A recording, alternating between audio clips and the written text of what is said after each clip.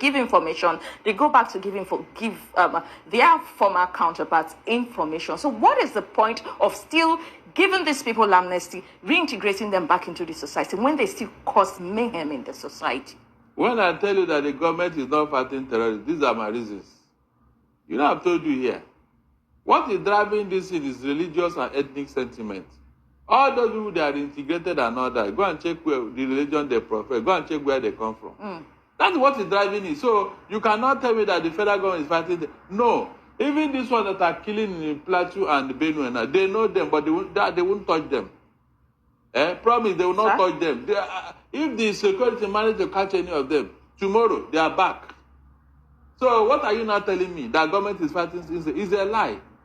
Pure lie, complete lie. They are not doing anything. All this thing you are hearing and seeing is just smoke screen. Shetima went to Plateau. He went to Bay. It's a pure lie. It's deceit.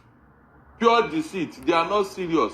Let that Shetima explain to us what he was doing with the Kabiru Sokoto.